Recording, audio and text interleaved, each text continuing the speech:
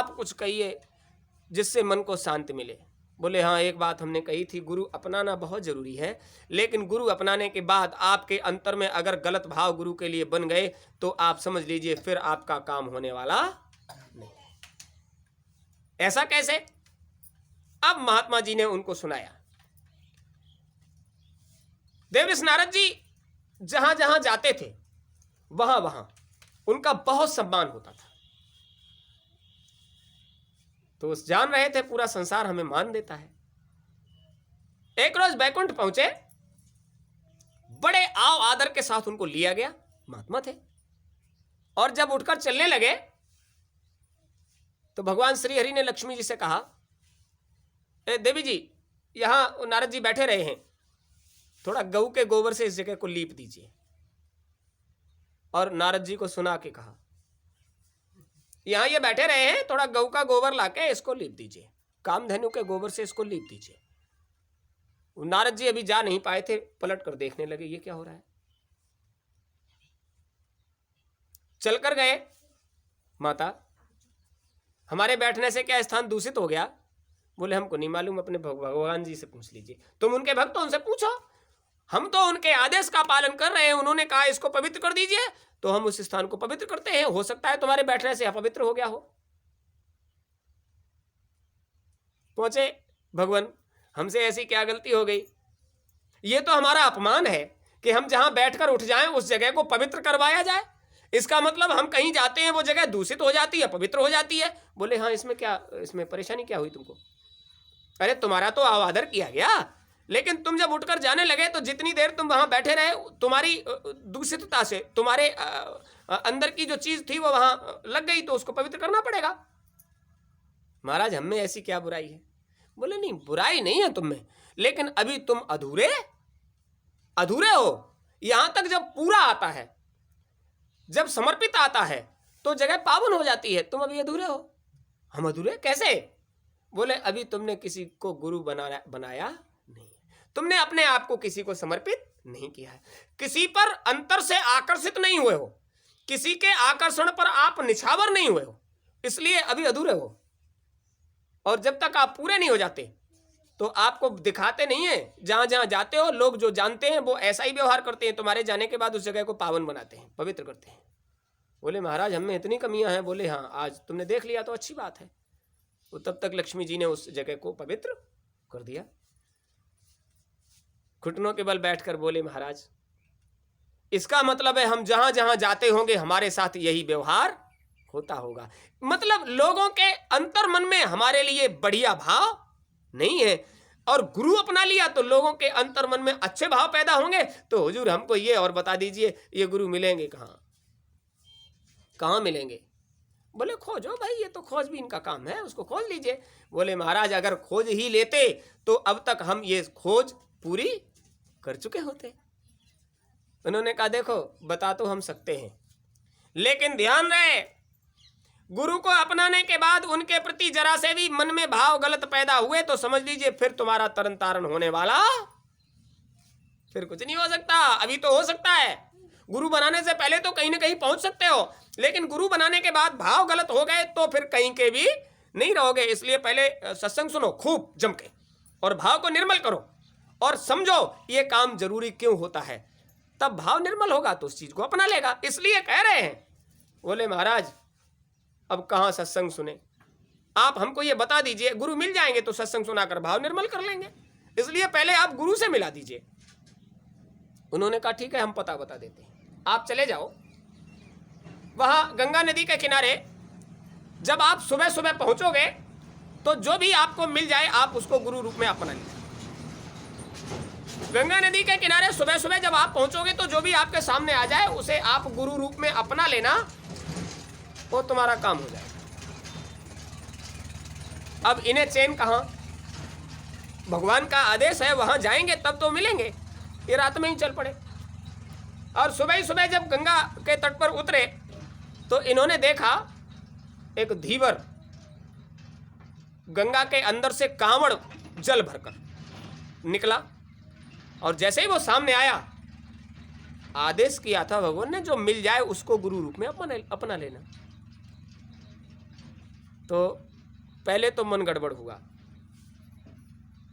हम ब्रह्मा जी के मानस पुत्र, सर्वोच्च कुल ब्राह्मणत्व को धारण करने वाले एक धीवर को गुरु बना ले? अरे नहीं नहीं, ऐसे भाव नहीं रखने चाहिए। पहले ही भगवान ने बता दिया कि इस तरह का भाव नहीं आना चाहिए, जो मिल जाए उसे गुरु बना लेना। भगवान का आदेश है, इसलिए गुरु बना ही लेते हैं, काम तो हो जाएगा। दौड़े और पैरों पर गिर पड़े, महाराज हमको अपना शिष्य बना लीजिए। उन्होंने कहा देख लो भाई, ठोक बजा कर समझ लीजिए। शिष्य कह देना बहुत आसान है, शिष्य बनना बहुत मुश्किल का काम है। गुरुत्व को धारण करने वाला शिष्य को जब अपनाता है तो उसके सारे अवगुणों को, सारे दोषों को अपने सर पर रख लेता है। खूब समझ लीजिए। आगे फिर बोले नहीं महाराज, भगवान की यही इच्छा है, साफ से कह दिया भगवान की यही इच्छा है, इसलिए आप हमें शिष्य रूप में अपना लीजिए। बोले ठीक है।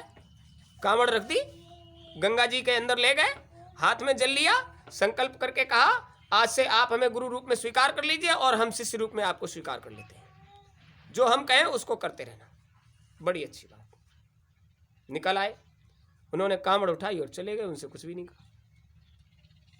अब ये बेचारे गंगा जी के तट पर घूम रहे, गुरु तो बना लिया लेकिन धीवर है, गुरु तो बना लिया लेकिन धीवर है, कोई पूछेगा तो क्या कहेंगे।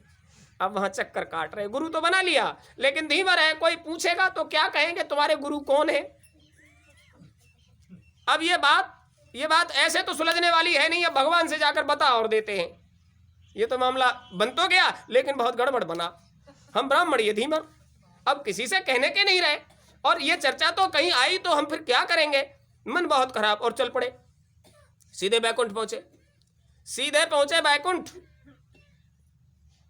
और वहां नमो नारायण और चक्कर काट रहे। भगवान श्री हरि ने कहा क्या बात है नारद जी, आज तो तुम्हारे अंदर की आभा कुछ और ही बता रही है, लगता है कहीं गुरु मिल गए। बोले हाँ हुजूर मिल गए। अरे बहुत अच्छा, बहुत बढ़िया कर लिया, अब आप कहीं भी बैठ सकते हो, अब कहीं भी बैठने में कोई दोष, अब तुम निगुरे नहीं रहे, तुम्हें गुरु मिल गए तो अंतर पावन और बाहर भी पावन, तुम्हारा काम हो गया। बोले हुजूर काम तो हो गया, क्या बताएं हुजूर, काम तो हो गया, क्या बताएं मतलब। अरे गुरु अपना लिया, गुरु ने तुमने गुरु को अपना लिया, तो अब इसमें क्या बताएं वाली बात क्या रह गई। बोले हुजूर वो बात नहीं है, बात ये है हुजूर काम तो हो गया। अरे तो हो तो गया, और कब क्या बात है हुजूर, मन में थोड़ी गड़बड़ रही। क्या बात है हुजूर, आपने कहा गंगा नदी के किनारे सुबह सुबह जो मिल जाए उसको गुरु बना लेना, जो मिल गया हमने उसको बना लिया, लेकिन बड़ी गड़बड़ हो गई। अब क्या गड़बड़ हो गई हुजूर, वो धीवर है, जिसको हमने गुरु बनाया वो धीवर है। बोले नारद इस शरीर को बहुत जल्दी छोड़ना पड़ेगा और 84 लाख योनियों में भटकना पड़ेगा। तुम्हारे मन में ये भाव आया कैसे, गुरु के प्रति इस तरह का भाव कि हम ब्राह्मण है वो धीवर है। समझ लीजिए अब तुम्हें 84 लाख योनियों में भटकने से कोई रोक, बनाते ही तुमने 84 जाने का इंतजाम कर लिया। और हमने तुमसे पहले ही कहा था निर्मल भाव से पहले सत्संग सुनोगे तो भाव निर्मल होकर ये बात बनेगी, और तुमने तो पहले ही सब कबाड़ा कर लिया। बोलो हम क्या कर सकते हैं। जैसे ही कहा कि तुम्हें ये शरीर छोड़कर 84 लाख योनियों में भटकना पड़ेगा, दौड़कर भगवान के पैरों गिर पड़े। हुजूर अब आप ही के हाथ बात रह गई, मन में जो आया वो आपको बता दिया। बोले मन से तो अपनाया ही जाता है, बुद्ध से अपनाया जाता है, चित्त से अपनाया जाता है, अहंकार से को निर्मल करके अपनाया जाता है। और तुम्हारे अंदर कोई भी चीज ऐसी नहीं रही। अहंकार कहता है हम ब्राह्मण हैं, वो धीवर है, सारा काम खराब हो गया। मन भी खराब हुआ, बुद्धि भी खराब हुआ, चित्त भी खराब हुआ, अहंकार भी खराब हुआ। गुरु के मिलने के बाद अंतःकरण शुद्ध और पवित्र होता है, तुमने तो दूषित कर लिया। और समझ लीजिए गुरु के नाम से दूषित हुआ है, इसलिए तुम्हें 84 लाख में जाने से कोई रोकने वाला नहीं। बोले महाराज दया कर दीजिए, अब किसी तरह से इन सब के भटकाव से हमको बचा लीजिए। बोले हम नहीं बचा सकते, हम कोई मदद नहीं कर सकते तुम्हारी, हम में कोई ताकत नहीं कि हम आपको इस भटकाव से बचा पाए। पैरों पड़े, हुजूर फिर हमको ये तो बता दीजिए हमारा उद्धार कैसे होगा, हमारा कल्याण कैसे होगा। उन्होंने कहा केवल बता सकते हैं, कर नहीं सकते। बता हम देंगे, तुम कर लेना, हो जाएगा, बता दीजिए। अब आप फिर उसी वक्त उसी स्थान पर जाइए जहां तुमने गुरु को और गुरु ने तुम्हें अपनाया था। हाँ हाँ ठीक है ठीक है। और जाकर उनके पैरों पड़ जाना और उनसे कहना, हुजूर हमारे मन में इस तरह का भाव आ गया था, इसलिए भगवान ने कहा है हमारे साथ ये घटना घटेगी कि हमें 84 लाख योनियों में भटकना पड़ेगा। सो गुरु महाराज आप हम पर दया कर दीजिए, हमें इस भटकाव से बचा लीजिए। तो उन्होंने कहा चलो जाओ। आए बेचारे, अब तो मन और ज्यादा खराब।